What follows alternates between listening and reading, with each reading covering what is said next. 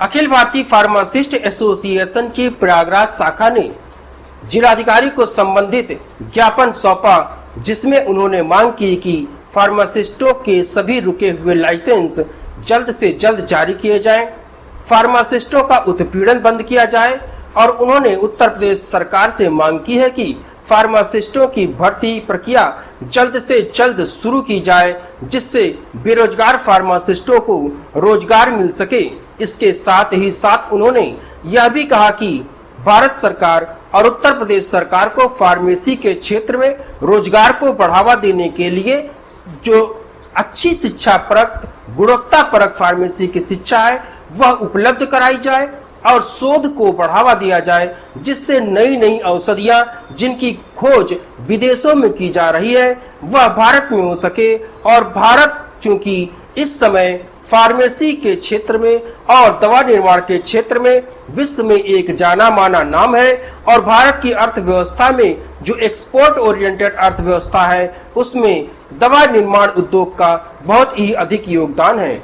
जब दवाओं की खोज भारत में ही होने लगेगी, उच्च शिक्षा और गुणवत्तापूर्ण शिक्षा मिलने लगेगी, तो जाहिर सी बात है कि फार्मासिस्टों को रोजगार तो मिलेगा ही मिलेगा। और जब अधिकतर पेटेंट भारत के ही होंगे तो भारत की न सिर्फ पूंजी बचेगी बल्कि एक्सपोर्ट के आधार पर भी काफी ज्यादा मुद्रा की आमदनी भारत सरकार और उस प्रदेश सरकार को होगी जहां पर वह विनिर्माण इकाई स्थापित की जाती है।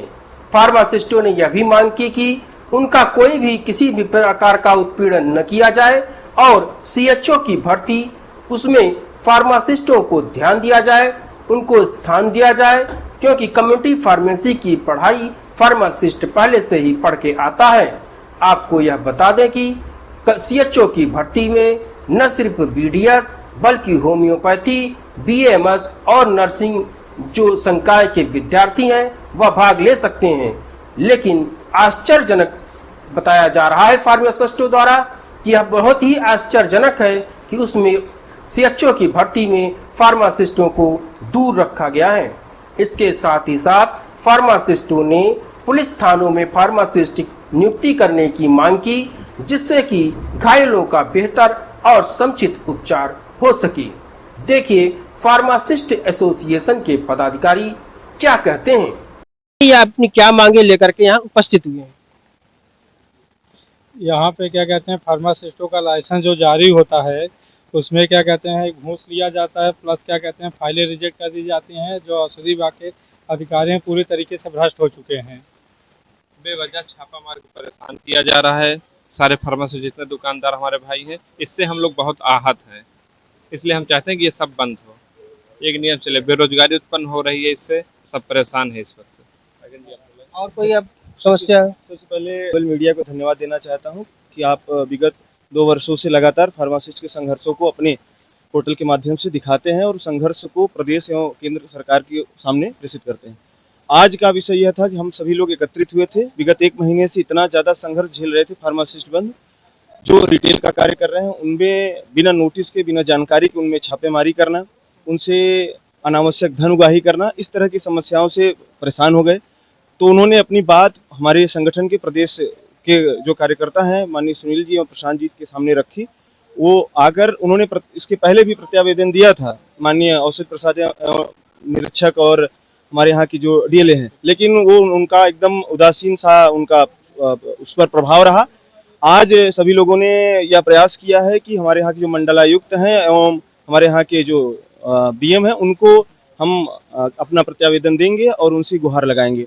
अभी हाल में ही हमारे जो स्वास्थ्य मंत्री हैं केंद्र सरकार के, उन्होंने औषधि निरीक्षण और प्रसाधन एवं निर्माण के लिए अभी मीटिंग बैठाई। उसमें कहा कि हम ग्लोबली भारत की औषधियों को, भारत की दवाइयों को नंबर 1 पर ले जाएंगे। लेकिन उनकी सबसे मेन कड़ी फार्मासिस्ट बंद हुए हैं। जो ग्रेजुएट फार्मासिस्ट है, जो मैन्युफैक्चरिंग में कार्य कर रहा है, जो रिटेल है, उसका इस प्रकार से शोषण होना। वैकेंसी देखिए, सरकार द्वारा वैकेंसी कोई दी नहीं जा रही है। अगर अपने रोजगार के लिए जो रिटेल कर रहा है उस पर अनावश्यक अधिकारियों द्वारा इस प्रकार से शोषण किया जा रहा है, उनकी कमर टूट जा रही है।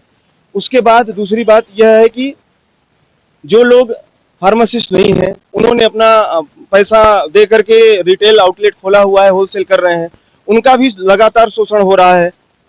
फार्मासिस्टों का, उनके द्वारा भी। यदि हमारी रोटी किसी और को आप लगातार सौंपते रहेंगे तो एक दिन हम भूखे हो जाएंगे और अनशन पर बैठेंगे, आत्मदाह करेंगे। उसके अलावा हमारे पास कोई चारा नहीं रह जाता है। हम लोग विगत 5 वर्ष से यह देख रहे हैं, रोज गुहार लगाते हैं, आते हैं अधिकारी, यहाँ से चले जाते हैं। ठीक है, यहाँ पे जो बाबू अथवा जो कर्मचारी हैं वो खुद ही डीएम से बड़े अधिकारी हो जाते हैं, बात कहते हैं तो मुंह आगे रहते। रिलायबल मीडिया के माध्यम से मेरा प्रदेश सरकार और केंद्र सरकार से ये निवेदन है, वैकेंसी आप कब लाएंगे, क्या नहीं लाएंगे, उसका तो कोई ठिकाना नहीं है। आप संविदा पे लाएंगे, उसका रिजल्ट 2 साल नहीं देंगे।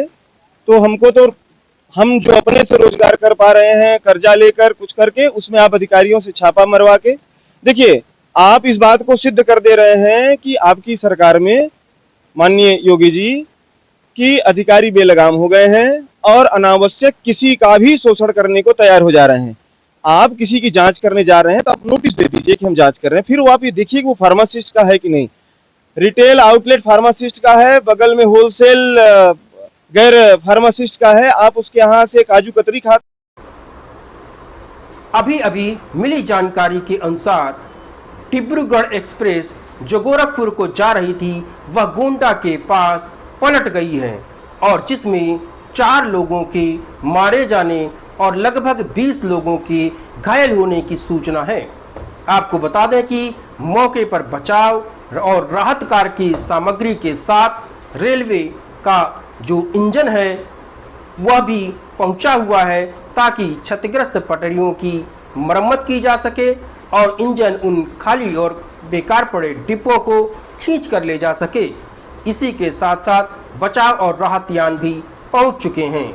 आपको बता दें कि मुख्यमंत्री योगी आदित्यनाथ ने स्पष्ट निर्देश दिया है कि गोंडा और केजीएमयू में घायलों का समुचित उपचार किया जाए और यह उपचार निःशुल्क किया जाए।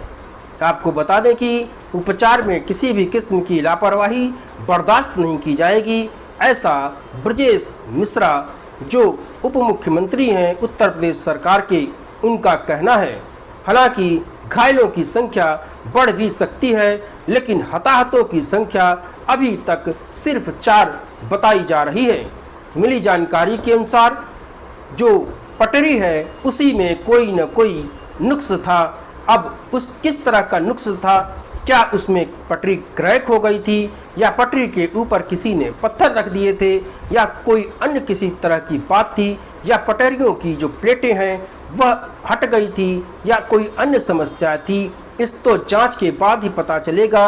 लेकिन मिली जानकारी के अनुसार रेल की पटरियों में ही समस्या थी जिससे कि रेल बेपटरी हो गई और 4 लोगों की दुखद मृत्यु हो गई और कई घायल हो गए। आपको वह नंबर दे रहे हैं जो नंबर सरकार द्वारा जो जारी किए गए हैं, वह पूरे नंबर आपको उपलब्ध करा रहे हैं। उस पूरे नंबर को देखिए और अगर आपका कोई परिचित या आपका कोई रिश्तेदार या आपका कोई इष्ट मित्र उस ट्रेन में सफ़र कर रहा है तो इन दिए गए नंबरों को देख करके आप जानकारी कर सकते हैं।